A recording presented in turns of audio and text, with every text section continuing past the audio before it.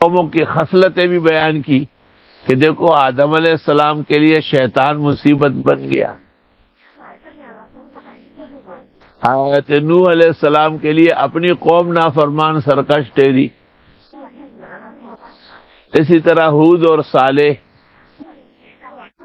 اور شعیب اور لوط اور موسیٰ علیہ السلام کے لیے بھی مختلف رکاوٹیں اپنوں کے ہاتھ سے آئی، لیکن اللہ نے ان سب کے مقابلے میں انعام بھی بالا فرمایا۔ اے پیغمبر آپ بھی سربراہ رہیں گے، اور ان تسلیوں سے آپ کی ہمت بڑھنا چاہیے، اور آپ کے اتباع جو دعات اللہ ہے اور مبلغین توحید و تفرید خدا ہے، انہیں بھی اس سے بہت اطمینان ملنا چاہیے۔ اصل میں کسی بھی تحریک کی مدد دو طرح ہوتی ہے، ایک یہ کہ ان کی تسلی تشفی اور ان کی امداد اور نصرت مختلف پیرایوں سے ہو، جس کو آیات بینات بھی کہتے ہیں اور تسلی و تشفی بھی کہتے ہیں۔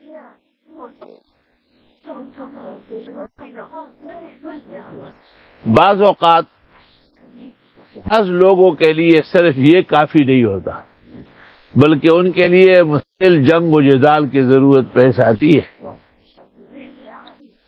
اس لیے موسیٰ علیہ السلام کے دو معجزات ذکر کیے، القى عصاه فاذا هي ثعبان مبين ونزع يده فاذا هو بيضاء للناظرين۔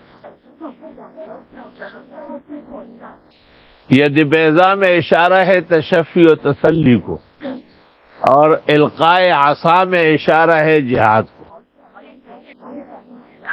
چنانچہ سورۃ انفال کے بارے میں حضرات مفسرین کہتے ہیں کہ یہ سورت ہے للاحتیاط للجہاد کے لیے، جہاد تیاری کس طرح کریں،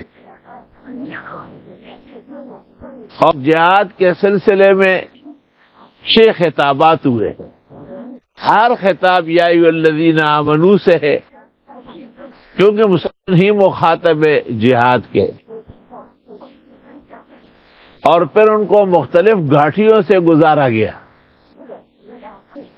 اور آخر کار انہیں فتح اور نصرت دے دی گئی۔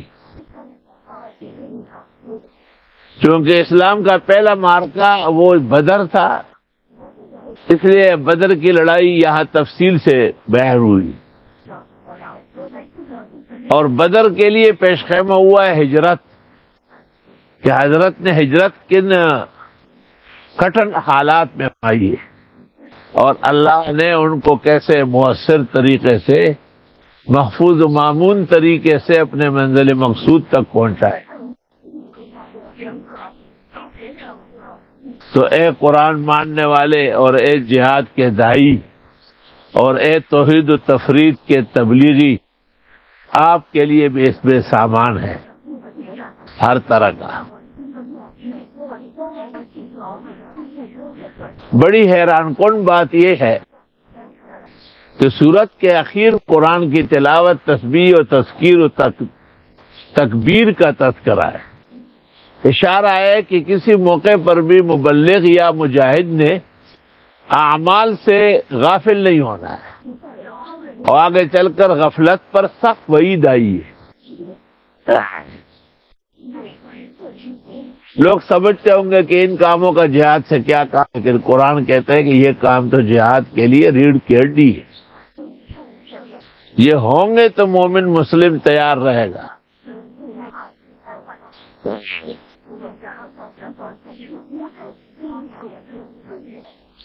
ایک مرحلہ یہ پیش آتا ہے کہ اگر فتح کی صورت ہو تو غنائم کیسے تقسیم ہوں گے، کہیں ایسا نہ ہو کہ مجاہدین غنائم کی کثرت اور قلت پر بہانہ بنا کے آپس میں لڑنے لگے اور مقصد جہاد فوت ہو جائے۔ تو اس صورت میں غنائم کی تقسیم کے آداب بتائے، تاکہ کبھی بھی نوبت لڑائی تک اور اختلافات تک نہ پہنچے۔ پھر یہ کہ اگر خدا نہ خواستہ شکست ہو جائے تو شکست کی صورت میں مومن مسلم اور مجاہد جو وقتی طور پر اسباب کی کمی یا حکمت الہی سے پسپا ہو چکا ہو اس کو کیا کرنا ہے؟ تو فتح کی صورت میں بھی ان کی دلاویزی کی گئی اور شکست کی صورت میں بھی ان کی ہمت افزائی کی گئی. اس لیے سورۃ انفال اور سورۃ توبہ تقریباً ہم معنی سمجھے گئے.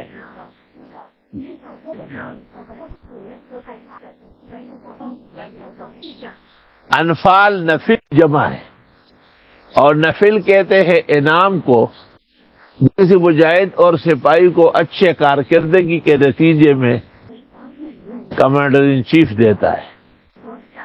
نفل کو بھی نفل اس لیے کہ فرضوں کے علاوہ ہے.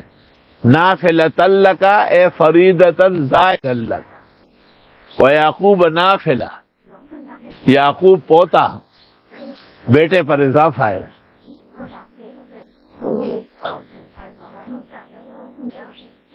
باقی نوافل اسلام کے خوبیوں میں سے عبادات ہے. حدیث شریف میں ہے لا یزال العبد یتقرب الی بالنوافل، نفل پڑھتے پڑھتے بندہ میرے قریب ہو جاتا ہے. حتی اکون سمعہ یسمع بی و بصرہ یبصر بی او کما قال لئن سألنی لأعطینہ ولئن استعاذنی اعیذنہ ومن عادى لي وليا فقد آذنته بالحرب. کتاب الرقاق بخاری جلد ثانی تفصیلی حدیث موجود ہے.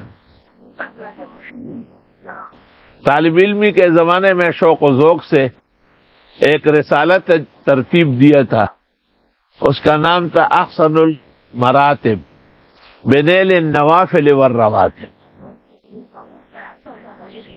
رواتب سنن موقدات کو کہتے ہیں اور نوافل تو نوافل ہے.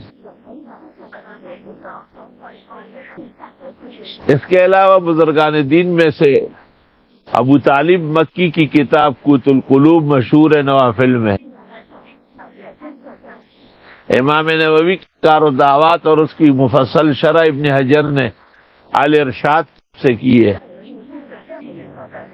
ابن سنی کی عمل الیوم واللیل اور نسائی کی کتاب الزہد، ابن سری کی کتاب الزہد،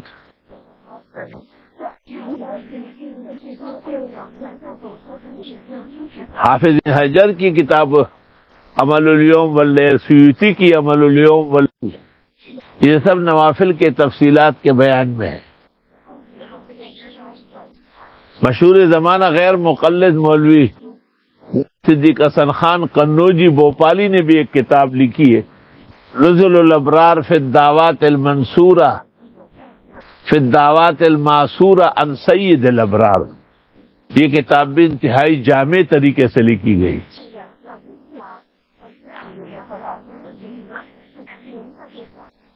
آدمی نوافل بھی پڑھے اور نوافل کے اوقات کے لیے فارغ رہے. جو اوقات باقاعدہ فرائض کے نہیں ہیں وہ یقیناً نوافل کے. نوافل کچھ شریعت نے مقرر کیے قبل الصلاۃ یا بعد الصلاۃ، جن کو فقہاء قبلیہ و بعدیہ کہتے ہیں. ان میں مؤکدات بھی ہے جیسے قبل الفجر رکعتین، قبل الظہر 4 رکعات اور بعد الظہر رکعتان، بعد المغرب رکعتین، بعد العشاء رکعتین. اور کچھ ایسے ہیں جو اختیاری ہے جیسے اشراق کی 2، چاش کی 4 تا 12، تحیت الزوال 4 رکعت، زور کے 2 کے بعد 2 اور عصر سے 2 یا 4 الاختیار.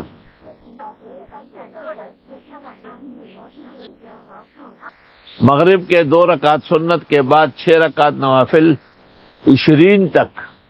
ترمذی شریف میں ام المومنین عائشہ صدیقہ کی روایت 20 رکعت نوافل کی۔ شیخ الہند مولانا محمود الحسن رحمۃ اللہ علیہ اسی کے عمل پیرات ہیں۔ یہ بحث علماء بھی ہے کہ 2 سنتوں سمیت 6 ہے، لیکن منحت الخالق البحر الرائق میں ابن عابدین نے کہا سوا رکعت المغرب، اور یہی رائے اور بھی علماء کی ہے۔ صرف 2 آدمی مجھے معلوم ہے، ایک ابراہیم قرانی صاحب حلبی کبیر شرح منیا، اور دوسرے محقق الاطلاق ابن الحمام صاحب فتح القدیر، جن کا کہہ رہے ہیں کہ بس 2 سنت اور 4 نفل۔ تو علماء دین کہتے ہیں کہ یہ ضرورتاً ہے، ورنہ اصل نشاط اور انبساط کے لیے 2 سنتوں کے علاوہ 6، کبھی ایسا ہو کبھی ایسا ہو۔ باقی اس میں اس مسئلے کا لحاظ بھی ضروری ہے کہ جن نمازوں کے بعد سنن مؤکدات ہے، جیسے ظہر کے بعد 2، مغرب کے بعد 2، عشاء کے بعد 2، تو ان مؤکدات نوافل کے لیے یا تسبیحات کے لیے یا آیت الکرسی و استغفار اور طویل دعاؤں کے لیے مؤخر نہ کیے جائے، منع فرمایا۔ آگے حنفیہ کے اس میں 2 قول ہے جو فتح القدیر شرح ہدایہ میں محقق نے نقل کیے۔ ایک یہ کہ اگر آدمی سنت مؤخر کرے اور نفل و تسبیحات میں لگا رہے اور پھر وہ اٹھے اور سنت پڑھے تو یہ سنت نہیں نفل ہے، سنت فوت ہو گئی، لأن السنت قد فاتت عن محلها فصار نفلا محضا۔ دوسرا قول یہ کہ نہیں، سنت تو اب بھی ہے لیکن لا لا طریق سننا، جیسے خیتان میں اعلام، ولیمے میں ڈول ڈپکڑے اور دیگر فسق و فجور کے کام اچھے بھلے کاموں سے ملانا۔ بعض لوگ اس کو احون سمجھتے ہیں، لیکن مسئلے کی حقیقت کا پتہ نہیں ہے کہ اس مسئلے پر فقہاء اور محدثین کا اجماع ہے کہ نمازوں کے بعد جو مؤکدات ہیں وہ پہلے ہیں، اور نوافل و تسبیحات اور طویل دعوات، ذکر وغیرہ یہ بعد میں ہے۔ 2 باتوں سے اس کا خیال رکھا جائے۔ ایک تو فقہاء کرام نے کہا ہے کہ فرض نماز کے بعد جب جنازہ ہو تو سنت مؤکدہ پڑھ کے جنازہ پڑھے۔ باہر میں اور شامی میں اسی پر فتویٰ ہے، اور اجازت نہیں دے دی جنازہ پڑھنے والوں کو کہ مؤکدات ترک کر لیں۔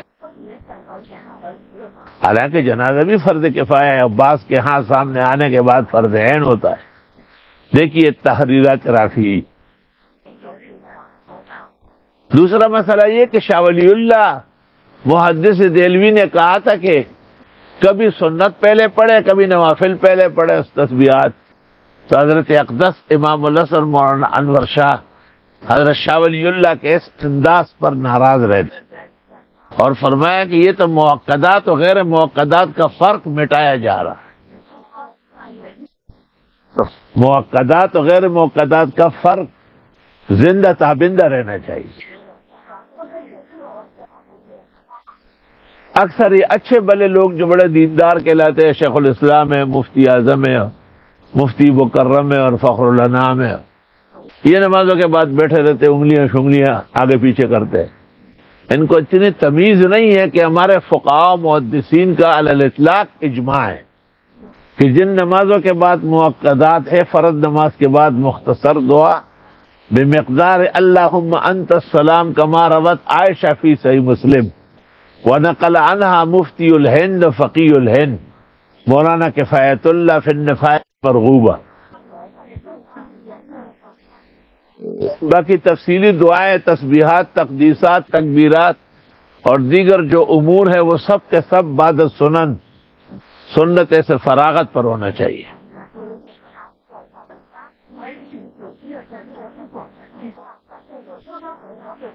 کل کے مسئلے میں ایک بات آئی تھی کہ ہم نے اس تفسیر کو ترجیح دی ہے جو ترمذی کتاب التفسیر یا حاکم نے صابوری کتاب التفسیر میں ہے کہ حارث نام شیطان کا تھا اور اسی نام سے وہ ملائک میں پکارا جاتا تھا،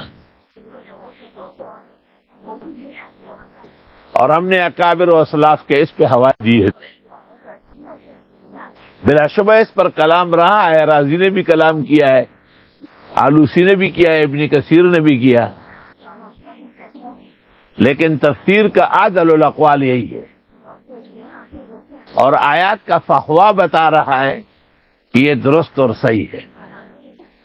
پھر جب ایک مسئلے میں اختلاف واقع ہوا کہ حارث اصدق یا اعدل ہے یا یہ منع ہے، تو اختیار ہمیشہ محرم کو ترجیح دی جاتی ہے، تو نہ رکھنا بہتر ہوا. اور دوسری بات یہ ہے کہ ایسے نام آتے ہیں جیسے بخاری میں ہے بعثت الفاطمہ، کہ فاطمہ نام پسندیدہ نہیں ہے، کیونکہ فاطمہ کے معنی ماں مری یا دودھ چھوڑنے والی، لیکن بی بی فاطمہ کی مناسبت سے یہ نام رکھا جاتا ہے اور تقدس و تقرب مانا جاتا ہے.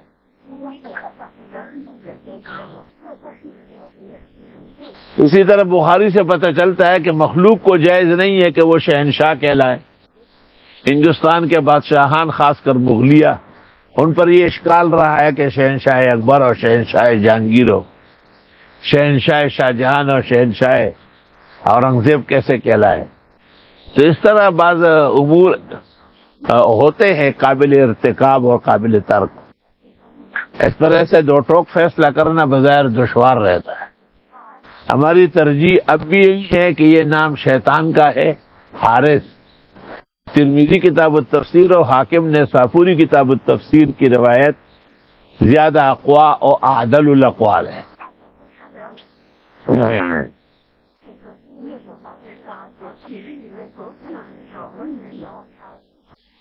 یسألونک عن الانفال، یہ پوچھتے ہیں آپ سے غنائم کے بارے میں. بخاری کہتے کہ انفال کا ترجمہ یا غنائم سے کرو.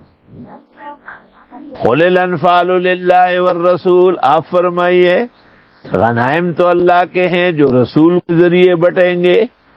فاتقوا اللہ، اللہ سے ڈرو. واصلحوا ذات بینکم، اور اصلاح کرو آپس میں، غنائم پر لڑو نہیں. واطیعوا اللہ ورسولہ، اطاعت کرو اللہ اور رسول کی. ان کنتم مومنین، اگر ہو تم مومن. اصل میں بدر کے اندر جو غنائم ہاتھ آئے تو بزرگان دین کہتے تھے ہمارے مشورے نے کام دکھایا، اور جوانوں نے کہا ہماری تلواروں سے خون ٹپک رہا ہے. حق تعالیٰ نے کہا اس طرح باتیں نہ کیا کریں، یہی سبب بن جائے گا تمہارے آپس میں انتشار و اشتراک کا. انما المؤمنون الذین اذا ذکر اللہ وجلت قلوبهم، بے شک کامل مومن وہ ہے جب اللہ کا ذکر ہوتا ہے ان کے دل ڈر جاتے ہیں. وَإِذَا تُلِيَتْ عَلَيْهِمْ آيَاتُهُ، اور جب پڑھی جاتی ہے ان پر خدا کی آیتیں، زَادَتْهُمْ ایمانا، بڑھا دیتی ہے ان کا ایمان. ایمان بڑھا دیتی ہے، صفات ایمان، کیفیات ایمان، حیات ایمان. ایمان تو خود ایک تصدیق قلب ہے اور وہ بسیط ہے، مرکب تو ہے نہیں. لا یزید ولا ینقص، خلافا للمحدثین وعلی راسهم البخاری.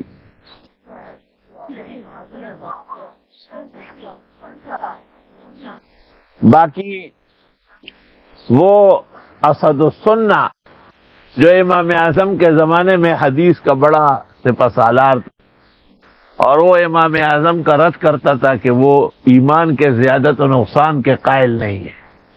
امام ابو حنیفہ نے ایک دفعہ ان کو خط لیا اور وہ خط 23 سال اس کے تپاہی پر پڑا رہا.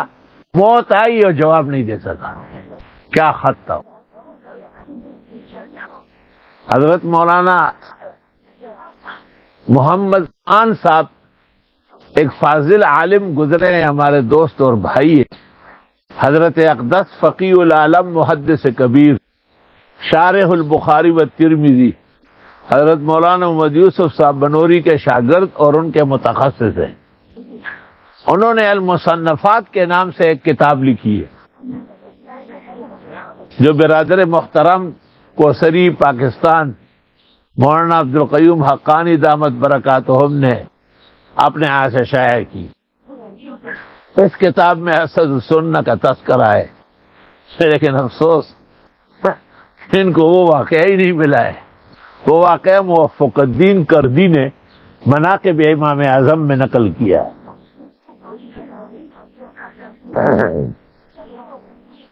تو ویسے تو لوگ بہت باتیں کرتے ہیں، لیکن جب تحقیق کی طرف سیٹ لیں گے نا تو پھر پتہ چل جائے گا کہ ایک سیر سے کتنی روٹیاں بنتی۔ زادتہم ایمانا، یہی ان کا ایمان بڑھا دے، وعلی ربہم یتوکلون، اور یہ رب پر بھروسہ کرتے ہیں۔ الذین یقیمون الصلاۃ، وہ لوگ جو قائم کرتے ہیں نماز، ومما رزقناہم ینفقون، اور جو ہم نے ان کو دیا ہے خرچ کرتے ہیں۔ عجیب بات ہے کہ نماز کے ساتھ فوراً انفاق ہے۔ نمازیں تو بہت پڑھتے ہیں ٹرک بابا بھی سب لوگ، لیکن آیا خرچ بھی اس جذبے سے کریں گے یا نہیں، یہ پتہ چلے گا۔ تینوں پتہ چل اولئک هم المؤمنون حقا، یہ لوگ مومن پکے، لہم درجات عند ربہم، ان کے لیے درجے ہیں رب کے ہاں، ومغفرۃ بخشش ہے، ورزق کریم، اور روزی ہے باعزت۔ یہ دستور ہے قرآن کریم کا کہ وہ گاہ بگاہ سابقہ مضامین دہراتا ہے۔ جیسے سورۃ بقرہ کے شروع میں اوصاف مومنین تھے، اور پھر ان اوصاف پر تفصیلی کلام ہوا۔ مغضوبین پر بقرہ میں ہوا، ضالین پر آل عمران میں ہوا، انعام یافتگان پر سورۃ النساء میں ہوا، اور وجوہات غضب اور ضلالت توضیح الحلال والحرام مائدہ میں، آداب تبلیغ انعام میں، اور مبلغ و داعی اللہ الی التوحید کو تسلی اعراف میں۔ تو چونکہ یہاں سے نیا مضمون جہاد کی تیاری شروع ہو رہی تھی تو ایمانیات کو دوبارہ لوٹایا۔ گو میں رہا رہین سے تمہائے روزگار، لیکن تمہاری یاد سے غافل نہیں ہوا۔ اس کی ایک ضرورت یہ بھی تھی کہ مسلمان جب خدا تعالیٰ کے خاص حکمت سے 13 سال بعد مکہ مکرمہ چھوڑ کر مدینہ منورہ ہجرت فرمانے لگے، تو خیال یہ تھا کہ مدینہ منورہ میں انہیں کچھ سکون و آرام ملے، لیکن وہ مکے کے کافر اور مشرک ابدی دشمن وہ وہاں بھی چھیڑا چھاڑی کرتے تھے، چونکہ غزوہ بدر میں ان کی سخت پٹائی ہو گئی تھی، اس لیے ان کو بہت غصہ تھا اس بات کا۔ اور پھر ان کو یہ بھی بہت ہی زیادہ پریشانی تھی کہ مسلمان مٹھی بھر ہے اور یہ ہمارے مقابلے میں ہے۔ چنانچہ ایک خبر لگ گئی کہ ابو سفیان کی سربراہی میں ایک قافلہ شام جا چکا ہے، اور اس میں مکہ مکرمہ کے بڑی بوڑھیاؤں نے اپنا گور کفن کا سامان بھی ڈالا ہے کہ اس میں جو فائدہ ہوگا وہ مسلمانوں کے خلاف استعمال کریں گے۔ رسول اللہ صلی اللہ علیہ وسلم قافلے کے حالات سمجھنے کے لیے باہر تشریف لائے تھے، لیکن قافلے نے مکہ اطلاع کر دی کہ مسلمانوں نے ہمیں روک لیا، اور وہاں سے ابو جہل گانے اور ناچتے ہوئے وہاں سے نکل آیا، اور اس نے کہا اب مسلمانوں کو چکنا چور کرنا ہے۔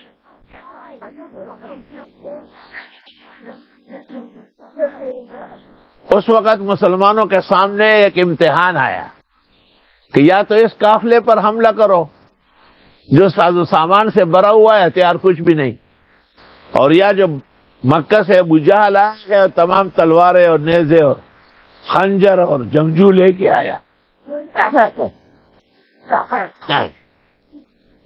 حق تعالیٰ کی حکمت یہ تھی کہ وہ فرعون اور شیطان سے لڑے، اور گر بکشتن بروز اول۔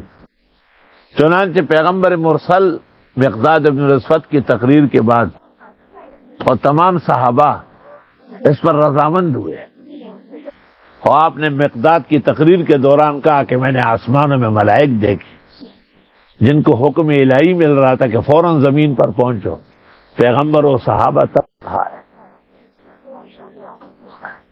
کما اخرج ربک من بیتک بالحق. یعنی خدا کے احسانات بے شمار ہیں. تشبیہات پر فرا نے اور خلیل نے اور ابن عامر نے بہت کچھ وقت لگایا اور منحاس نے. اور اللہ نے احسان کیا آپ پر جیسے نکال رہا ہے آپ کو آپ کے گھر سے صحیح طرح. اشارہ فرما دیا وَإِنَّ فَرِيقًا مِّنَ الْمُؤْمِنِينَ لَكَارِهُونَ. اور بے شک ایک گروہ مسلمانوں کا چاہت نہیں تھا. بھائی لڑائی کون چاہتا؟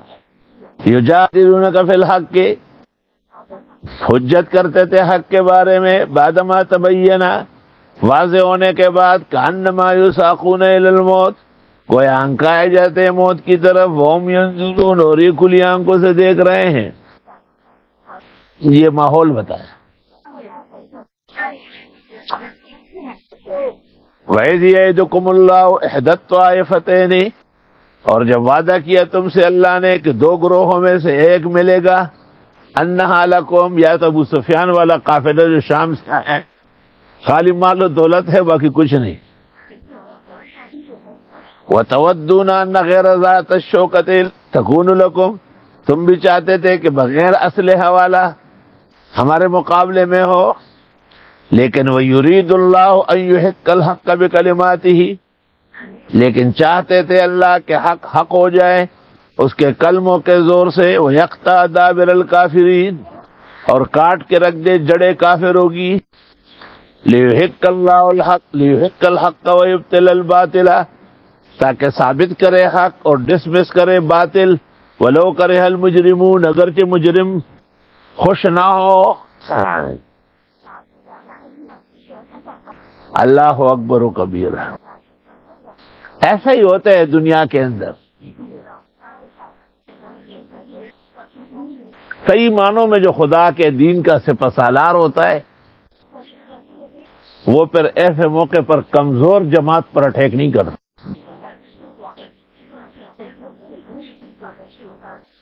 ہمارے مولانا امین صاحب اکاڑا مرحوم تھے. انہوں نے اوائل میں ہی غیر مقلدوں کے منتہی محدثین سے مناظرے کیے. جیسے پیر جنڈے سے مناظرہ ہوا اس کو پٹایا. اس کے گھر پر مناظرہ ہوا. عبد القادر روپڑی سے ہوا اس کے چمڑا اجیڑا. شمشاد سلفی اور طالب الرحمان پر ان کے سامنے کیا تھے؟ کچھ بھی نہیں. عام کالج کے اسکول کے لونڈے تھے. مولانا نے خود مجھے کہا کہ میں نے ہمیشہ کوشش کی کہ ان کا بڑا سے بڑا سامنے آ جائے. اللہ تعالیٰ نے ان کو ایسی ہمت عطا فرمائی تھی یہ بات جانتے ہی نہیں تھے کہ مجھے شکست ہوگی. سبحان اللہ.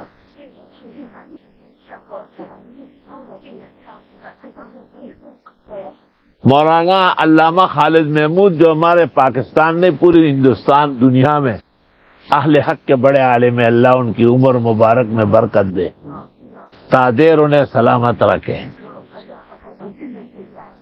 وہ اس وقت کے تمام علوم میں بحر ذخار ہیں اور کئی بھی ان کی نظیر اور شبیہ نہیں ہے. انہوں نے مجھے سنایا کہ رسمل خان میں مناظرہ تھا بریلیوں سے. کہا میں ویسے کسی کام سے گیا تھا پتہ چلا کہ مولانا امین کا مناظرہ ہے تو میں بھی چلا گیا.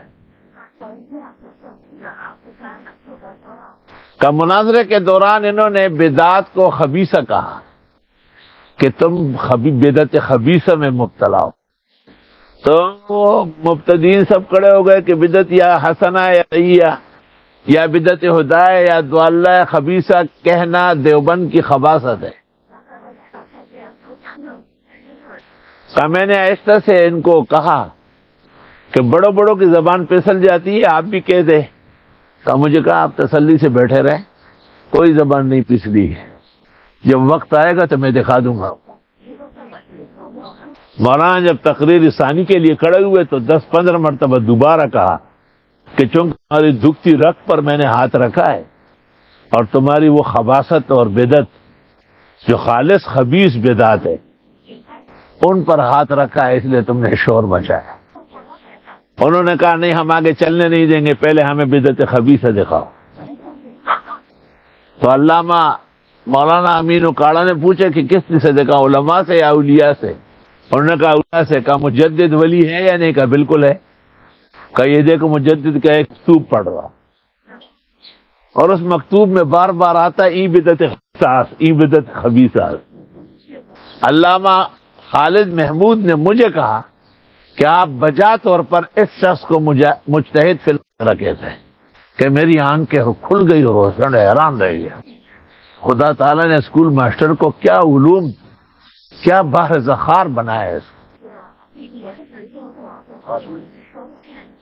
کا لمحوں میں مبتدئین کو بے دم کر دی۔ تو میرا مطلب یہ ہے کہ ایک دن بتایا کہ یا نیو سعید آباد کے پاس پیر صاحب، پیر بدیع الدین جس کو پیر چنڈا کہتے تھے، بڑا ہنگامہ کھڑا کیا۔ لوگ کی مسجدوں میں جا جا کے لوگوں کو بیچتے تھے کہ بھئی فاتحہ پڑھو، پڑھو، رفع یدین کر لو نہ تمہاری نماز نہیں ہوتی۔ 4 پروفیسر تھے، وہ بھی غیر مقلد ہو گئے، مقامی علماء دین کم لاحق ہوا۔ انہوں نے محقق الاسر، امام اہل سنت، فخر و مفخر احناف، ترجمان مسلک دیوبند، ہمارے شیخ و مرشد مولانا سرفراز خان کو لکھا۔ حضرت اقدس مولانا سرفراز خان نے امین اکاڑا کو حکم دیا کہ سندھ پہنچو اور وہاں ہمارے بھائیوں کی خاطرداری کرو۔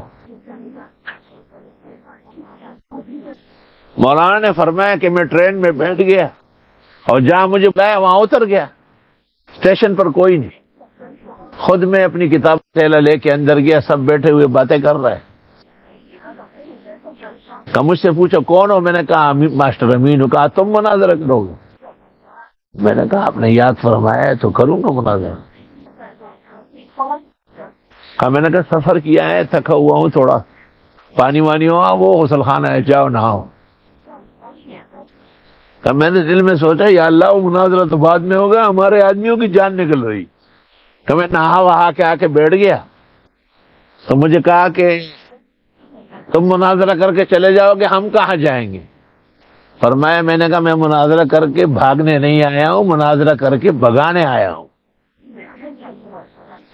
انہوں نے کہا نہیں پیر صاحب سے عرب علماء ڈرتے ہیں۔ فرمایا وہ ڈرتے ہوں گے لیکن ہم نہیں ڈرتے، اگر ڈرتے تو ان کے پیچھے آتے۔ کہ پیر صاحب کو بہت حدیثیں یاد ہے۔ کہ میں نے کہا اگر یہ حدیثیں ہو جو محدثین نے نقل کی ہے تو پیر صاحب آج بھی پٹا اور کل بھی پٹا، اور اگر پیر صاحب نے کوئی فیکٹری لگائی ہے تو آج اس کو بھی چیک کریں گے اور بتائیں گے کہ یہ جعلی روایت ہے۔ کہ جب میری باتیں ہونے لگی تو آپس میں کہا کہ آدمی تو زوردار ہے، زبردست جاندار ہے۔ کا مناظرہ شروع ہوا، پیر صاحب کے سرائے محل میں جانا ہوا۔ پیر صاحب لیٹے ہوئے، چاروں طرف خدام ہے، خلفاء ہے۔ ہاں بھائی السلام علیکم، ہاں بھائی آ گئے ماسٹر صاحب۔ سلام کا جواب وہ کوئی نہیں۔ ہاں بھائی یہ میری شرطیں ہیں، اس کو ذرا پڑھ لو آرام سے، جواب لکھو۔ کہا 37 صفوں میں شرطیں تھی۔ کہا میں نے اس کے نیچے دستخط کیے اور میں نے کہا جو شرط حدیث کے مطابق ہوگی وہ رہے گی، جو حدیث کے خلاف ہوگی وہ آپ نہیں پیش کر سکیں گے۔ میں نے دستخط کر کے اور 36 صفحے اٹھا کے ایسے پٹک دیے۔ میں نے کہا کھڑے ہو جاؤ مناظرہ کرو۔ شرطوں پر وقت ضائع کرنے والا آیا ہوا ہے۔ کہ جب میں نے دستخط کر کے پٹک دیا نا تو ایک دوسرے کو دیکھا، انہوں نے کہا اللہ خیر کرے، بلا زبردست قسم کی آئی ہوئی۔ کہا کون سے مسئلے پر پہلے ہوگا؟ میں نے کہا جس مسئلے میں آپ میں طاقت بہت زیادہ ہے اور شور بہت کرتے ہیں اس کو پہلے کرو۔ میرے خیال سے تقلیدی شخصی ضروری ہے۔ کہ تقلیدی شخصی پر جب مناظرہ ہوا تو امین بالجہر رفع یدین فاتحہ خلف الامام کے لیے ہاتھ جوڑ رہے تھے کہ میں بوڑھا آدمی ہوں۔ کہا میں نے کہا آپ پورے علاقے میں کوحرام مچا چکے، ان مسائل میں بھی آپ کا وہی حشر ہوگا جو تقلیدی شخصی میں ہوا۔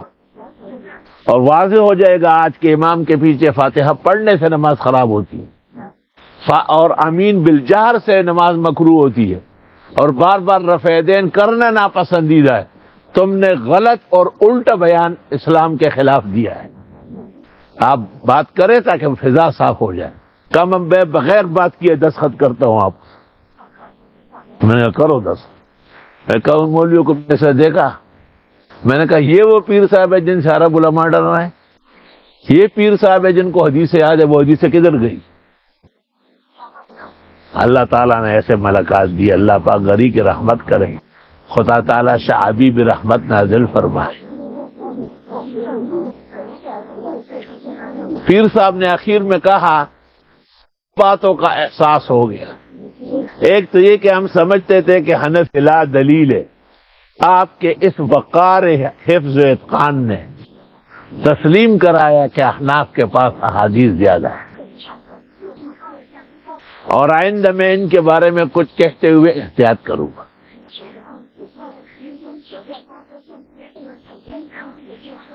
جب میں وہاں سے جانے لگا تو عوام تو عوامی لب الحش رکھتے ہیں نا، ایک عوام نے دوسرے کو کہا کہ پیر صاحب نے آج غیر مقلدوں کی گھانٹ پٹا دی۔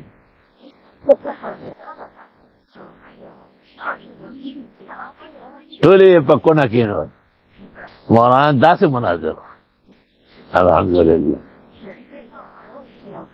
ہمارے تمام مناظرین کا یہ عالم تھا۔ مولانا منظور چنوٹی فرماتے ہیں کہ میں ایک دفعہ آئے ہے بہت مشکل سے مولانا مودود کا ٹائم لیا، 2-3 سال لگے۔ ان کی تفسیر شائع ہوئی تھی اور اس میں توفی اور عیسیٰ علیہ السلام کی حیات کے بارے میں جو کچھ انہوں نے لکھا ہے وہ ہمارے لیے مضر مرزائیوں کو مفید، اور یہ بات خط کتابت سے نہیں آمنے سامنے سے۔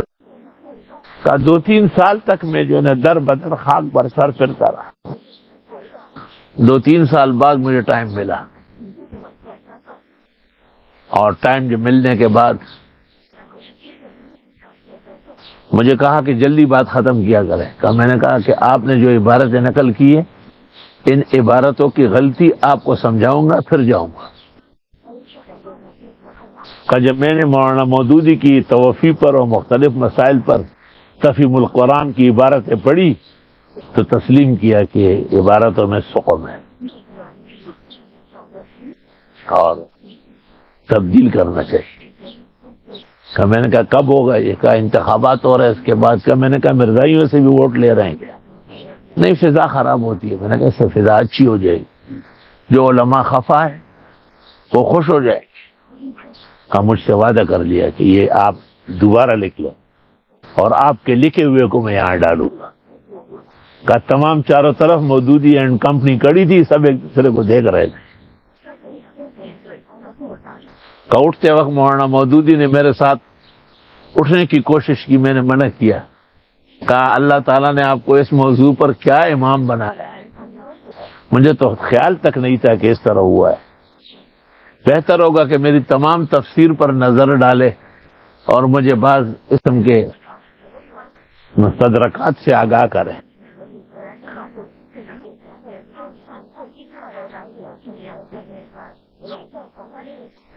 ہمارے بزرگوں نے ہمیشہ مضبوط ہاتھ ڈالا ہے۔ پنجاب کے ایک چک میں مناظرہ تھا مرزائیوں کا اور مسلمانوں کا۔ مسلمانوں کا پروفیسر لطیف تھا، بے شک وہ مبلغ تھا ختم نبوت کا، لیکن زیادہ تیار نہیں تھا۔ دوسری طرف سے وہ چپکے سے قاضی نذیر کو لائے تھے، جو ان کے ہاں مرزا قادیانی اور مولوی محمد علی لاہوری اور کمال ڈاکٹر کے برابر۔ مجھے ایک طالب علم نے کہا کہ اس طرح مناظرہ ہو رہا ہے۔ میں نے جو باتیں سنی نا، میں نے فوراً ایک آدمی سے کہا سائیکل دے دو، مجھے سائیکل دو۔ میں سمجھ گیا کہ یہ تو قاضی نذیر آیا ہوا ہے، یہ باتیں اور کوئی نہیں کر سکتا۔ میں چٹ پٹ پہنچ گیا وہاں۔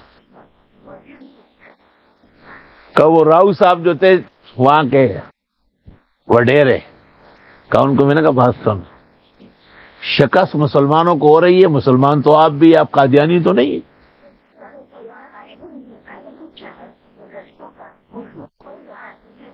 تو شکست سے بچانے کا ایک آسان تدبیر ہے، کہے کہ یہ چنوٹی آیا ہوا ہے، میں مہمان کی حیثیت سے 10 منٹ دے رہا ہوں، وہ شور کریں گے، آپ کا شور مت کرو، میرا ڈیرا ہے اور میں نے مناظرہ رکھوایا، آپ کا مہمان آئے تو میں 20 منٹ دوں گا۔ راؤ صاحب نے اعلان کیا کہ یہ منظور چنوٹی آیا ہے، مہمان ہے، میں گفتگو کے بارے میں ان کو اجازت دیتا ہوں کہ یہ 10 منٹ میں بات کریں۔ انہوں نے شور مچایا، راؤ صاحب نے کہا آپ کو آئے میں 20 منٹ دوں گا۔ تو اس وقت یہ بات ہو رہی تھی کہ مفتی محمد شفیع نے ختم نبوت کامل میں جھوٹ بولا ہے۔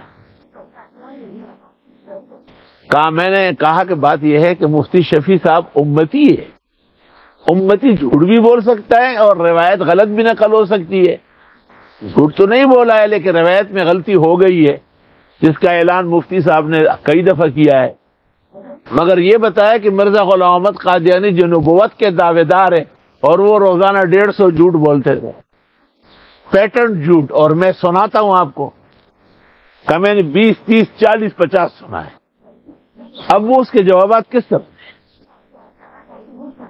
کب بس 2-3 سیکشنوں میں مناظرہ مرزائی ہار گئے، دیکھا گیا تو قاضی نذیر پھر دوبارہ کھڑا نہیں ہوا، اس نے کہا یہ باپ کہاں سے ہمارا آیا، اس سے کون لڑے گا؟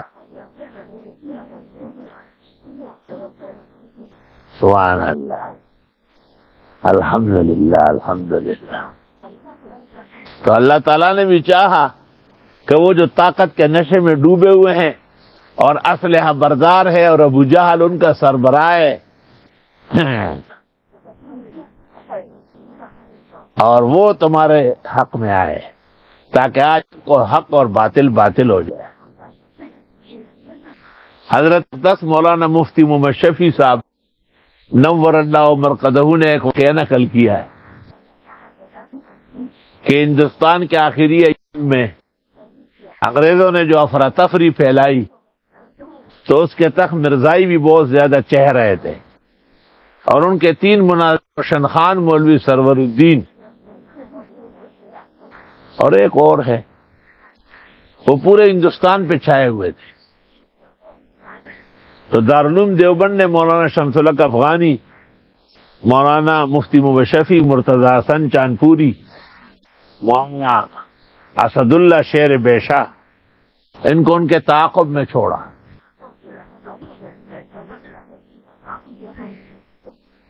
کا ایک جگہ ایسی آئی، غالباً جمشید پور ہے یا کیا چیز ہے، کہ وہاں پر مرزائیوں کا بڑا غلبہ تھا، اور مرزائیوں نے ہمارے ساتھ مناظرے کی ایسی شرطیں لگائی کہ ماننے سے سری شکست تھی اور نہ ماننے سے سری بے عزتی تھی۔ تو فیصلہ نہیں کیا کہ بھئی مناظرے میں شرائط تو ماننی پڑے گی، اور فوراً دارالعلوم دیوبند تار دیا کہ ایک سنگین صورتحال پیش آئی ہے، مولوی روشن خان اور مولوی سرور الدین دونوں مناظرے میں آئے ہوئے ہیں، اور اہم مہم کتابیں ہمیں بھیج دے اور بزرگان دین دعا کریں۔ حضرت مفتی صاحب البلاغ خصوصی نمبر میں کہتے ہیں، میں وہ وقت نہیں بھولوں گا کہ مناظرہ شروع ہونے سے 2 گھنٹے پہلے میں نے دیکھا کہ مفتی حبیب الرحمان محتمم دارالعلوم دیوبند، امام الازہر مولانا انور شاہ، متکلم کبیر و مفسر اعظم مولانا شبیر احمد، فقی الہند مولانا مفتی کفایت اللہ، یہ تمام اکابر و اسلاف کتابوں کی گڈیاں لے لے کے ہاتھوں میں پکڑ گئے، اسٹیج کی طرف آ رہا ہے۔ قادر شاہ صاحب نے جیسے اسٹیج پر آیا کہا جتنے شرائط لکھی ہے اتنی اور لگا لے، اعلان کرے، لیکن مولوی سرور الدین اور روشن خان آج بھاگے نہیں، وہ ضرور اس مناظرے میں شریک ہو۔ کا مناظرہ شروع ہونے کے بعد پتہ چلا کہ وہ دونوں کسی عارضے میں مبتلا ہو گئے، وہ چلے گئے۔ حضرت شاہ صاحب نے کہا یہ عارض مرزا کو بھی رہا، ان کو اندازہ تھا آج کہ وہ عمر بھر کے لیے قادیانی سے توبہ کریں گے، اور ان کی قسمت میں توبہ نہیں تھی، اس لیے بھاگ گئے۔ ہمارے بزرگوں نے ہمیشہ حق کا بول بالا کیا، اپنے عزت نفس کو اور اپنے مقام مرتبے کو اسلام پر قربان کیا ہے۔ کہتے ہیں کہ جب تیاری ہو رہی تھی جوابی تو سب نے کا خیال یہ تھا کہ اس کو حضرت مولانا انور شاہ نے شبیر احمد اور مولانا مرتضی حسن کو کہا کہ ہمیں جانا پڑے گا۔ تو معلوم نہیں روشن خان اور سرور الدین کی چال بازیاں، ان کو ہمارے علاوہ کون روک سکتا ہے؟ انہوں نے کہا نہیں ٹھیک بات ہے، کہ بس تیاری کرو اور نکلو یہاں سے، فوراً روانہ ہو جاؤ۔ کا مناظرہ شروع ہونے سے 2 گھنٹے پہلے یہ بزرگان دین سٹیج پر پہنچ گئے۔ کا شاہ انور شاہ کا تابان چہرہ دیکھ کے پورے شہر نے رات بھر جو ہے نا ان کا دیدار کیا اور ان کی تقریر کی خواہش کی، اور حضرت شاہ صاحب نے اس موضوع پر 4 گھنٹے بیان فرمایا۔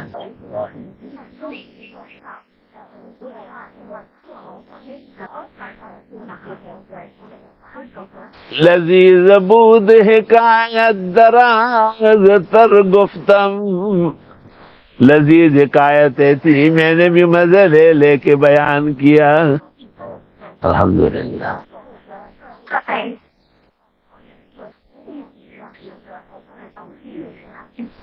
ایک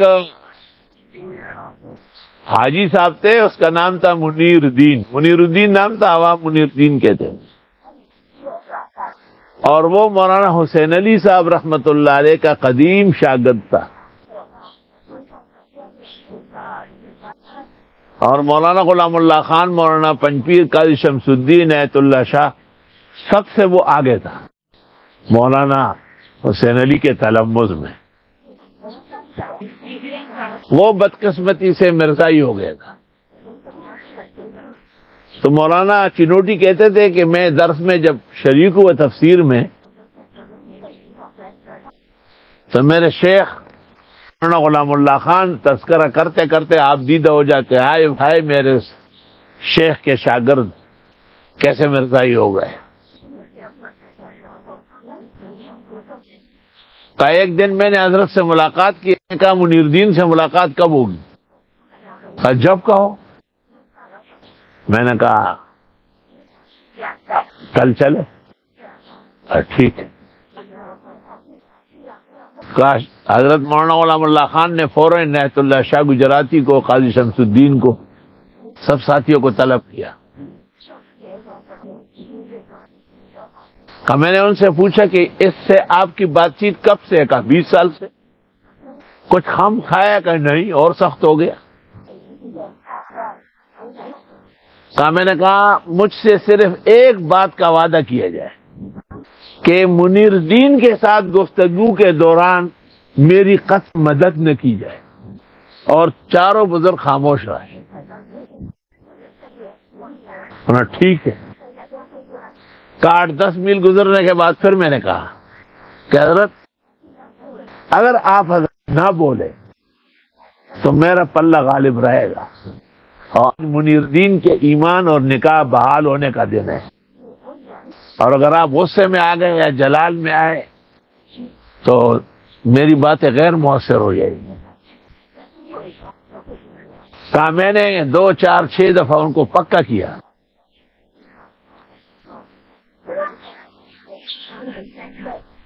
کہا وہ بھی سمجھ گئے۔ کہا جب ہم وہاں پہنچ گئے تو آج منیر الدین نے بڑا اکرام کیا، بہت زبردست یہ وہ۔ کا وقت ایسا تھا کہ ظہر کی نماز اور کھانے میں 2-3 گھنٹے تھے۔ میں نے کہا اگر بہتر ہو تو بات چیت پہلے ہو جائے۔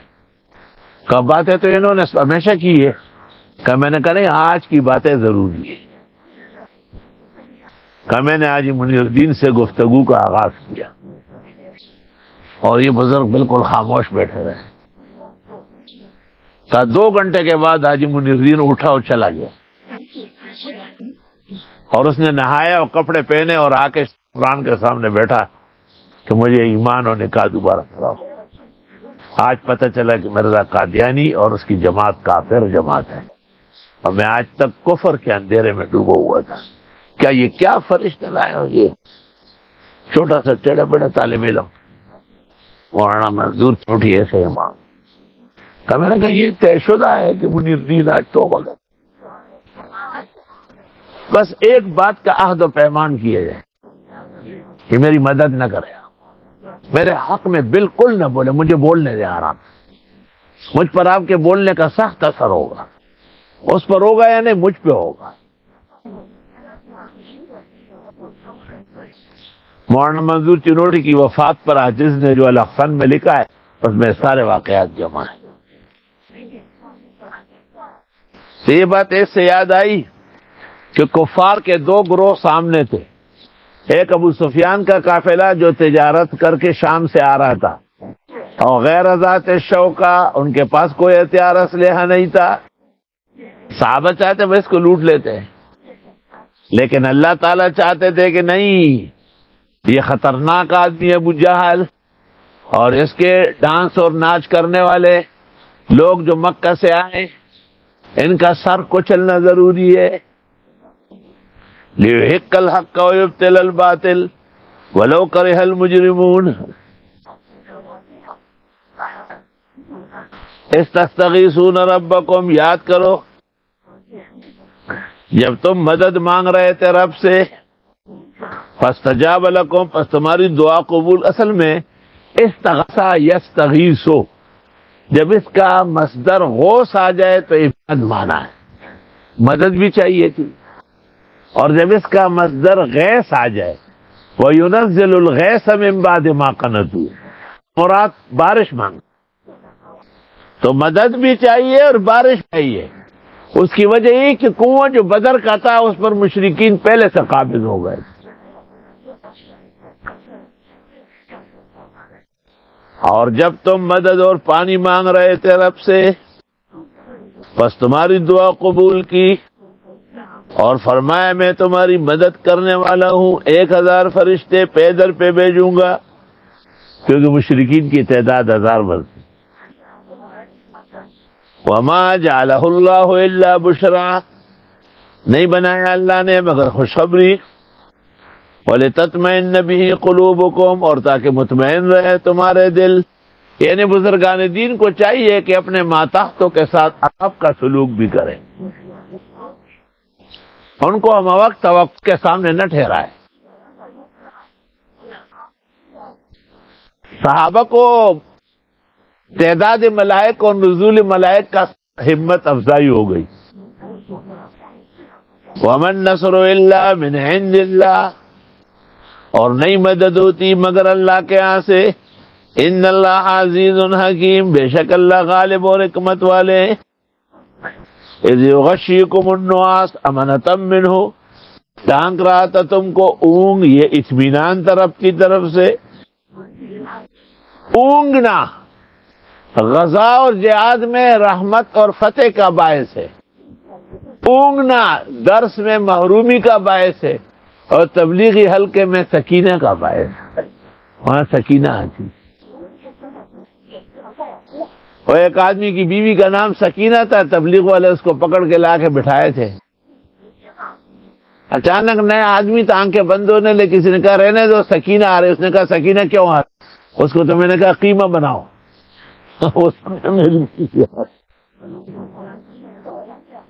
جب ڈھانک لیا تم کو اونگ نے، یہ اطمینان طرف کی طرف سے، اور اتارنے لگا تم پر آسمان سے پانی، لِيُطَهِّرَكَ بِهِ، تاکہ پاک کر دے تم کو اس سے۔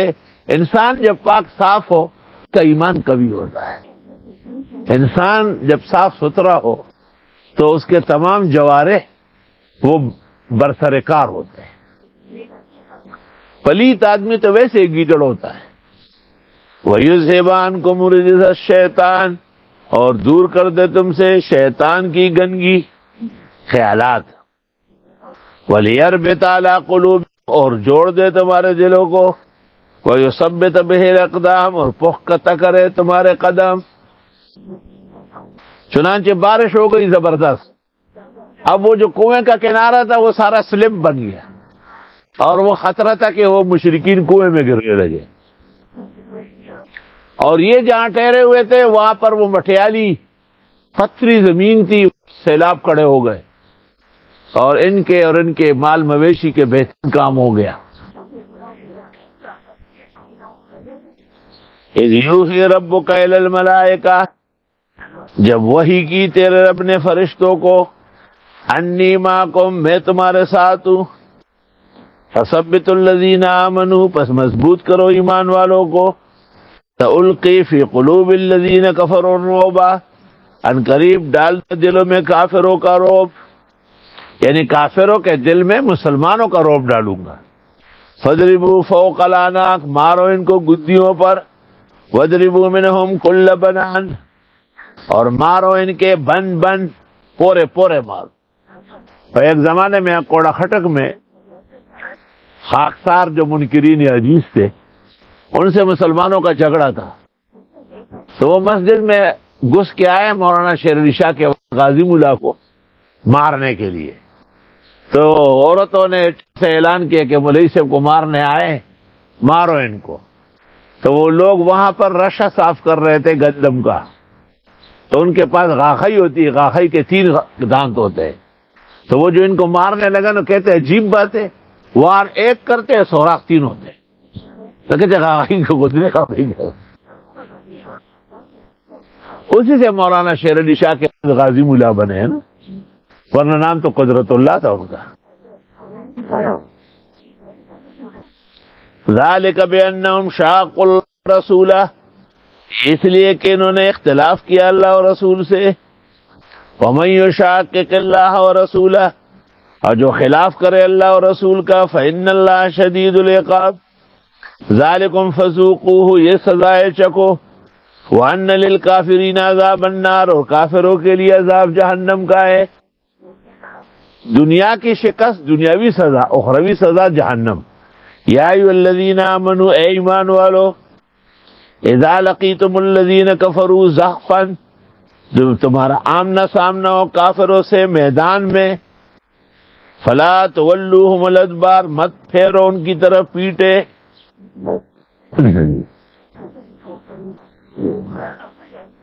ومن یولہم یومئذ دبرہ، اور جو پھیر دے ان کی طرف اس دن اپنی پیٹھ، اس کی سزا آ گئے، فقد باء بغضب من اللہ، درمیان میں جملے استثنائیہ ہے، الا متحرفا لقتال، مگر جو پینترا بدلتا ہو لڑائی کا، او متحیزا الی فئۃ، یا جا ملنے والا ہو اپنی جماعت میں، تو یہ شخص بھاگ سکتا ہے۔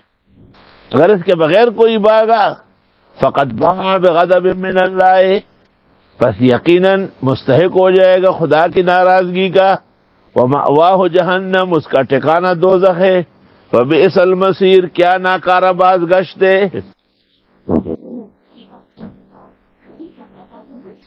اللہ اکبر۔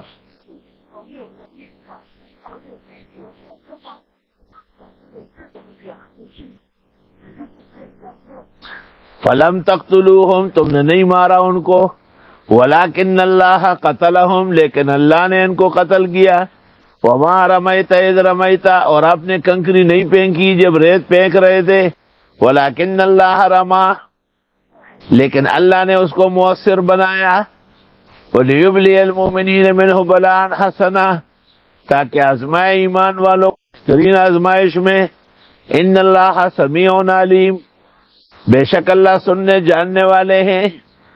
اصل بات یہ تھی کہ مسلمانوں کا ظاہری حال، تلواریں پوری نہیں، نیزے ہے نہیں، نہ ہونے کے برابر، جگہ بھی ایسی، لیکن جب گھمسان کی رن شروع ہو گئی تو ملائکہ الہی 1000 کی تعداد میں مسلح آ کے کھڑے ہو گئے۔ اس لیے فرمایا کہ تم نے نہیں مارا، ہم نے مارا۔ اور اس دوران بھی، اور اس ہجرت کے وقت بھی، آپ نے کچھ ریت دم کی، شاہت الوجوہ پڑھ کر، اور وہ پھینک کا وہ تمام کی آنکھوں میں چلا گیا، اور مشرکین بالکل اندھے ہو گئے۔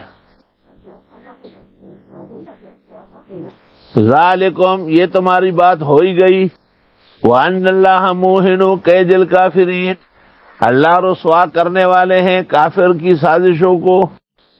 ان تستفتحوا، اگر تم فتح مانگ رہے تھے، فقد جاءکم الفتح، لیجئے فتح آ گئی، وَإِن تَنْتَهُوا، اور اگر تم باز آئے، مشرکین کو کہتے ہیں، فَهُوَ خَيْرٌ لَكُمْ، وہ بہتر ہے تمہارے لیے، وَإِن تَعُودُوا اگر تم نے دوبارہ شرارت کی نہ دوبارہ پٹائی لگا دیں گے. وَلَن تُغْنِيَ عَنْكُمْ فِئَتُكُمْ شَيْئًا کام نہیں آئے گا تم کو تمہاری جماعت کچھ بھی. وَلَوْ كَثُرَتْ اگرچہ بہت ہو. وَأَنَّ اللَّهَ مَعَ الْمُؤْمِنِينَ بے شک اللہ مومنوں کے ساتھ ہے. چہ مولا در سر مل برحمانا کلخ کرے در سروی تن تنہائی اسنہ چہ صرف تے بل سوگ نشتا او پیدا کڑے خدای در سر در پاس سر دے او زنے زنے ولیان پیغمبران کڑے نچ ہر سڑے ولیہ پیغمبر دے. یو بادشاہ ویچ لخکر ور پس درومی نچ ہر سڑی پسی گنی لخر دے. یو یاقوت ویچ پتور غر کے پیداشی اسے کانیاں خودک دے دا ٹول غر دے. خدای پخپل فضل سوک لو یو سوک واڑکڑل نچ ہر یو خار دلے یا لاہور دے. اللہ یا ایو الذین آمنوا اے ایمان والو اطیعوا اللہ و رسولہ اطاعت کرو اللہ اور اس کے رسول کی. اطاعت سے ہی تمہاری فتح پائیدار رہے گی. اطاعت سے ہی اگلے دروازے کھلیں گے. وَإِن تَعُودُوا وَلَا تَوَلَّوْا عَنْهُ اور منہ نہ موڑنا اطاعت سے. وَأَنْتُمْ تَسْمَعُونَ اور تم سن رہے ہو. وَلَا تَكُونُوا كَالَّذِينَ قَالُوا سَمِعْنَا وَهُمْ لَا يَسْمَعُونَ مت بنو ان لوگوں کی طرح جو کہتے ہم نے سنا اور وہ سنتے انتے نہیں. ان شر الدواب عند اللہ بدترین کائنات اللہ کے ہاں الصم بہرے البکم گونگے الذین لا یعقلون جو عقل سے کام نہیں لیتے. وَلَوْ عَلِمَ اللَّهُ فِيهِمْ خَيْرًا لَّأَسْمَعَهُمْ اگر اللہ دیکھ لیتا ان میں کوئی بلا ضرور سنا دیتا. وَلَوْ أَسْمَعَهُمْ اور اگر سنا بھی دے لَتَوَلَّوْا یہ منہ موڑیں گے وَهُمْ مُعْرِضُونَ اور یہ منہ موڑنے والے ہیں. یا ایھا الذین آمنوا استجیبوا للہ وللرسول اذا دعاکم لما یحییکم اے ایمان والو اطاعت کرو اللہ اور رسول کی جب وہ تمہیں پکارے جس میں تمہاری زندگی ہے. ابو سعید ابن معلی رضی اللہ تعالیٰ عنہ نماز پڑھ رہے تھے اور حضرت نے آواز دی. اس نے کہا میں نماز میں تھا. کہا تم نے آیت نہیں سنی کہ پیغمبر کی آواز سننے کے بعد نماز میں بھی آنا پڑے گا. نماز جب قضا ہو پھر ادا ہو نگاہیں جب قضا ہو کب ادا ہو. وَاعْلَمُوا جان لو ان اللہ یحول بین المرء وقلبہ بے شک اللہ حائل ہے بندے اور دل کے درمیان. وَأَنَّهُ إِلَيْهِ تُحْشَرُونَ اسی کی طرف پلٹو گے. وَاتَّقُوا فِتْنَةً لَا تُصِيبَنَّ الَّذِينَ ظَلَمُوا مِنْكُمْ خَاصَّةً بچو اس آزمائش سے جو نہیں پہنچے گی صرف ظالموں کو. تم میں ظالم کافر نہیں مومن مسلمان اچھے بلے لوگ گرفت میں آ گئے کورونا وائرس کے. خدا یہ بلا جلدی ختم فرما. وَاعْلَمُوا جان لو ان اللہ شدید العقاب بے شک اللہ سخت عذاب دینے والے ہیں. وَاذْكُرُوا إِذْ أَنْتُمْ قَلِيلٌ یاد کرو جب تھے تم تھوڑے. مستضعفون فی الارض کمزور سمجھے گئے تھے ملک میں. تخافون ان یتخطفکم الناس اور ڈرتے تھے کہ اچک لیں گے تم کو لوگ، فآواکم تمہیں ٹکنے دیے، وَأَيَّدَكُمْ بِنَصْرِهِ اور محکم کیا تم کو مدد سے، وَرَزَقَكُمْ مِنَ الطَّيِّبَاتِ اور روزی دی تم کو صاف ستھری، لَعَلَّكُمْ تَشْكُرُونَ تمہیں شکر کرنا چاہیے۔ یا ایھا الذین آمنوا لا تخونوا اللہ والرسول، اے ایمان والو خیانت نہ کرو اللہ اور اللہ کے رسول سے، وَتَخُونُوا أَمَانَاتِكُمْ اور نہ خیانت کرو آپس کی امانتوں میں، نفی پر عطف ہے، وَأَنْتُمْ تَعْلَمُونَ تم جانتے ہو، وَاعْلَمُوا جان لو انما اموالکم واولادکم فتنہ، بے شک تمہارا مال و اولاد میری آزمائش ہے، وَأَنَّ اللَّهَ عِندَهُ أَجْرٌ عَظِيمٌ اور بے شک اللہ کے ہاں اجر بڑا ہے۔ یا ایھا الذین آمنوا ایمان والو، ان تتقوا اللہ یجعل لکم فرقانا اگر تم اللہ سے ڈرنے لگے دے دے گا تم کو حق و بات میں تمیز کرنے کی صلاحیت، فرقان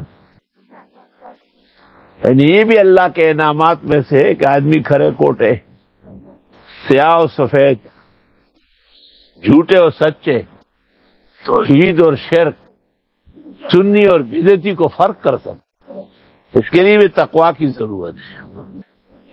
وَيُكَفِّرُ عَنْكُمْ سَيِّئَاتِكُمْ اور دور کر دے گا تم سے تمہارے گناہ، وَيَغْفِرْ لَكُمْ بخش دے گا تمہیں، وَاللَّهُ ذُو الْفَضْلِ الْعَظِيمِ اللہ بڑے فضل والے۔ وَإِذْ يَمْكُرُ بِكَ الَّذِينَ كَفَرُوا لِيُثْبِتُوكَ اور جب سازش کی آپ کے خلاف کافروں نے کیا آپ کو روک لے، او یقتلوک یا قتل کرے، او یخرجوک یا یہاں سے نکال باہر کرے۔ ہجرت کی رات یہ سب سوچتی نہ ان کی، یا تو پکڑ کے باندھ یا مار ڈالے، سب کا قبیلوں کا ایک شخص ساتھ ہو، مناشم کس کا مقابلہ کرے، یا یہاں سے نکال باہر کر۔ وَيَمْكُرُونَ وَيَمْكُرُ اللَّهُ وہ کوششیں کر رہے تھے اور اللہ نے بھی تدبیر فرمائی، وَاللَّهُ خَيْرُ الْمَاكِرِينَ اور اللہ بہترین تدبیر ساز ہے۔ اللہ تعالیٰ نے بال بچ نکالا خوب خوبصورتی سے، سارے بیٹھے ہوئے تھے اندھے ہو گئے، آپ نے شاہد الوجوہ پڑھ کے ریت چھوڑا، علی کو کہا یہ میرے بستر پہ سو جاؤ، صبح لوگوں کی امانت ہے واپس کرو پھر آرام سے آؤ، اور ابو بکر تو ساتھ ساتھ ہے۔ میں تو کہتا ہوں ابو بکر کی معراج تھی وہ، یار کو لے کے سر غار آیا۔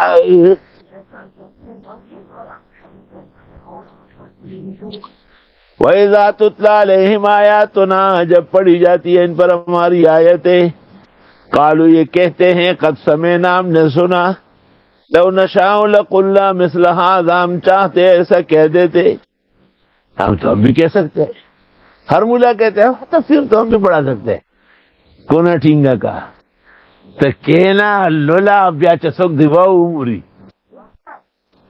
چاہتے سب ہے کہ ہو جس ریات مقیم، پہلے پیدا تو کوئی ایسا قلب سلیم، میرا کوئی کمال نہیں، کمال اللہ کی کتاب میں، ہمارے بزرگ اور مشائخ کے حسن نظام میں ہے، جو بھی ان کا دامن پکڑے گا اللہ ان کو دونوں جہانوں میں سرخرو رکھے گا۔ چلتے ہو مولا رالماتا وہی سے پڑھا ہوئے لکھا وہی تفسیر پڑھا ہے، ہاں تفسیر پڑھا کیا پڑھا ہے، میں نے کہا آپ نے کیا پڑھا ہے، میں تو سب تفسیریں دیکھی، قرطبی احکام القرآن، روح البیان روح، میں نے کہا ایسی الماری میں لگی ہوئی دیکھی یا مطالعہ کی؟ میں نے کہا سورت فاتحہ بتاؤ اس میں کیا علم بیان ہوا ہے؟ جی میں نے کہا مغرب تک جی جی کرتے رہو گے، چلے جاؤ، ایک ہفتے بعد آؤ، پھر بھی یہی سوال ہوگا۔ یہ تو احسن میں رہے اور وہ دیکھے کہ فاتحہ میں تعارف الوہیت کا، اسماء عشرہ سے 5 ظاہراً، اللہ رحمان رحیم مالک رب، 5 مضمراً معبود مستعان ہادی منعم مدل، 8 مسائل بقرہ میں ہیں، توحید رسالت جہاد انفاق تنظیم آداب رد یہود مفصل، یہی 8 مسائل بما رد نصارہ آل عمران میں، اور ان کے 25 قبائح کا بیان ہے۔ اور جس مجاہد کی ٹریننگ بقرہ میں ہو گئی تھی اس کو یہاں 2 جگہ لڑایا، بدر و احد میں دکھا دیا کہ وہ کامیاب ہے۔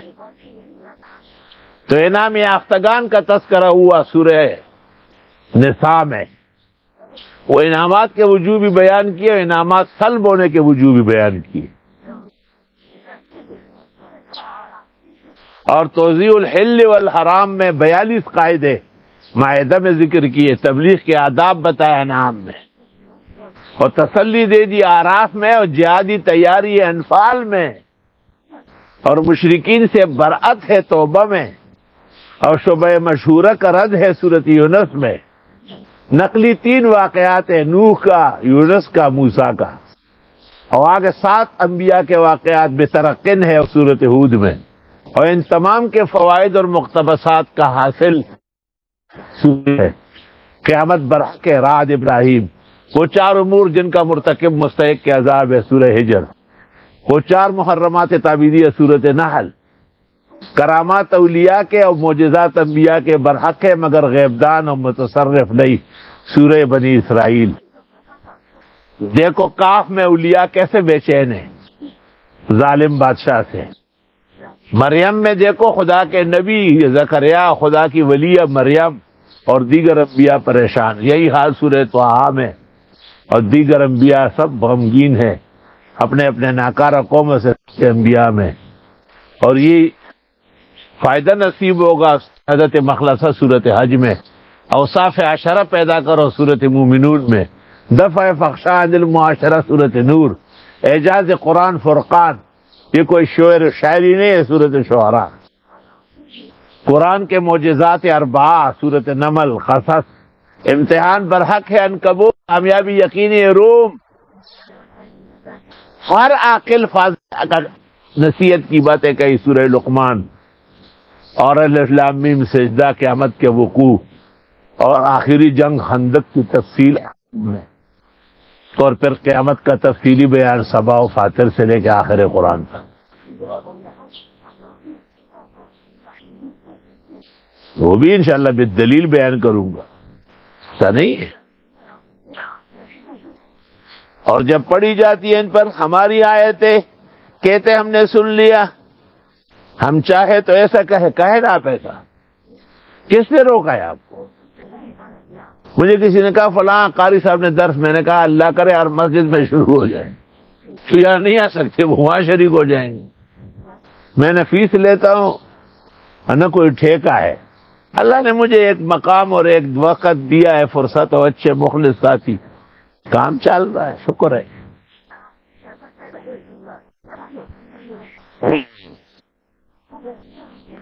ہم چاہتے تو ایسے ہی کہہ دیتے وہ شابش ہوئے، ان ھذا الا اساطیر الاولین، یہ نہیں ہے مگر کہانیاں اگلوں کی، کہانیاں ہیں لیکن انبیاء کے ہیں، کہانیاں ہیں لیکن خدا رسیدوں کے ہیں، کہانیاں ہیں لیکن ھذا لہو القصص الحق، برحق کہانیاں ہیں۔ اور جب یہ کہنے لگے اللہ اگر یہ برحق ہے آپ کے یہاں سے، پس ہم پر پتھروں کی بارش برسا یا عذاب دردناک لا ہے، ناکارہ تھا ابو جہل، جب میدان بدر کے لیے جا رہا تھا سارا لشکر کا ٹھہرو ٹھہرو ٹھہرو ٹھہرو ٹھہرو، میں آیا ہوں ذرا، آیا کعبے کے خلاف پکڑا، اللہم ان کان ھو الحق من عندک، یا اللہ اگر یہ کعبہ تیرا ہے اور برحق ہے، ہم تو پیغمبر کو نہیں مانتے، پتھر برسا۔ وہ دالا یہ کہہ دیتے کہ ایمان لے دے، ایمان دعا نہ تھی۔ وہ معاویہ رضی اللہ تعالیٰ عنہ کی خدمت میں قوم سبا کا کوئی آیا تھا، تفسیر مدارک میں، تو معاویہ نے ان سے پوچھا کہ تم لوگوں نے عورت کو بلقیس کو بادشاہ بنایا، مرد نہیں تھا؟ کہا امیر المومنین احمقوں کی کثرت ہوتی، آپ کا ابو جہل جو نکل رہا تھا کیا کہا اس نے کہ یا اللہ اگر یہ نبی برحق ہے تو ہم پر پتھر برسا۔ وہ للو کہو کہ نبی برحق ہے، ہمیں ایمان عطا فرما۔ سچ ہے کہ باطل کی وجہ سے دل سیاہ ہو جاتے ہیں اور اچھے علوم پر مہرے لگ جاتی ہے، اور جب کہنے لگے اے اللہ اگر یہ برحق آپ کے ہاں سے، فامطر علینا حجارۃ من السماء، برسا ہم پر پتھر آسمان سے، اویتنا بعذاب علیم، یا دے ہم کو عذاب دردناک، وما کان اللہ لیعذبہم وانت فیہم، اور نہیں ہے اللہ کہ عذاب دے ان کو اور آپ موجود ہو، ایسا عذاب کہ من حیث القوم برباد ہو جائے، جیسے قوم نوح غرق ہوئی، قوم ہود، قوم عاد غرق ہوئی، قوم سمود، قوم لوط غرق ہوئی۔ وما کان اللہ معذبہم، نہیں اللہ عذاب دینے والے، وہم یستغفرون، اور یہ استغفار کر رہے ہو۔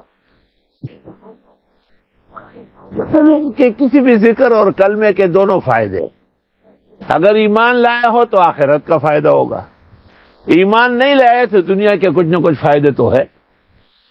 آیت میں بشارت ہے کہ استغفار بڑی بلا و مصیبتوں کو ٹالنے والی۔ حدیث میں ہے جس نے استغفار کی کثرت کی یا ہمیشہ کیا، جعل اللہ لہ من کل ضیق مخرجا، ہر تنگی سے راستہ ملے گا، ومن کل ہم فرجا، اور ہر غم سے نجات، ورزقہ من حیث لا یحتسب، ابو داؤد۔ نسائی میں ہے اور تاریخ کبیر بخاری کی، امانان کانا علی عہد رسول اللہ صلی اللہ علیہ وسلم، پیغمبر کے زمانے میں دو امان تھے، ایک حضرت کا وجود مغتنم اور ایک استغفار۔ حضرت کا وجود مغتنم تو اٹھ گیا، استغفار باقی ہے۔ اور کیا ہوا ان کو؟ عذاب نہ دے اللہ ان کو، جبکہ یہ روکتے مسجد حرام سے، اور یہ نہیں ہے اس کے حقدار، اس کے حقدار صرف پرہیزگار ہوتے ہیں، مگر اکثر ان کے بے علم ہے۔ نہیں تھی ان کی نماز بیت اللہ میں مگر سیٹیاں بجانا اور تالیاں بجانا، مکعن، یہ انگوٹھے چھومنا ہے تیری، اور chair chair chair chair chair chair chair, یہ کیا چیئر چیئر چیئر، سبحان اللہ الحمدللہ، ہاتھ بار بار بار بار بار بار، کوشش وہی ہے۔